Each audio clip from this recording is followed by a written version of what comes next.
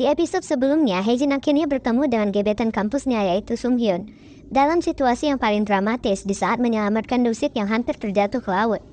Awalnya saya mengira wanita yang menghabiskan 2 hari berjalan-jalan bersama Dusik adalah wanita di masa lalunya. Ternyata dia adalah penulis dari tim kerja Sunghyun untuk pertunjukan itu.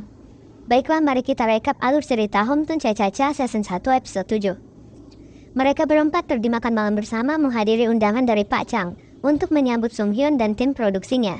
Dusik akhirnya menyadari kalau selama ini Sunghyun bukan seorang mukbanger. Dia adalah seorang program director dari acara TV terkenal.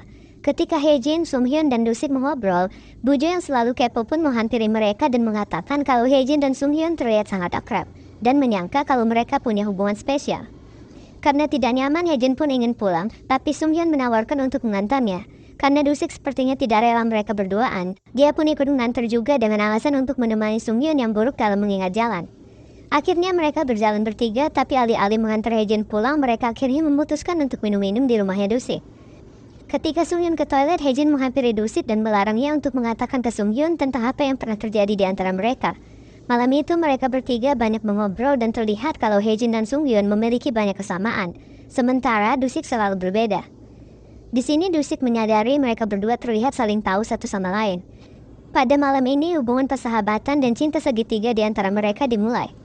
Tiba-tiba Sunghyun meminta Dusik untuk menjadi pemandu timnya selama di Gongjin. Awalnya Dusik menolak karena cukup sibuk, tapi Sunghyun bersikeras sampai bertarung melakukan beberapa challenge, yang pada akhirnya membuat Dusik bersedia menjadi guide.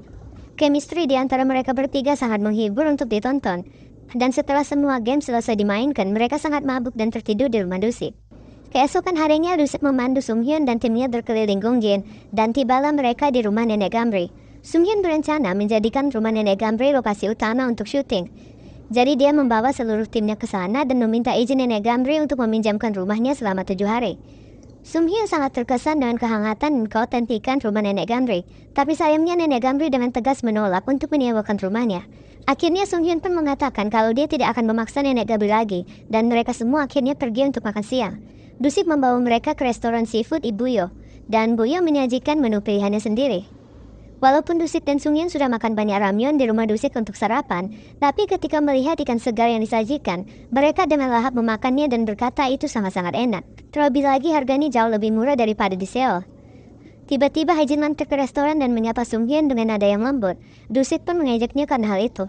Setelah selesai makan enak, Sunghyun pun mengajak pergi berbelanja.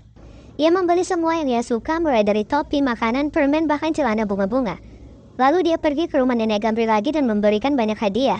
Nenek Gamri menolak, tapi ia tetap memberikan hadiah.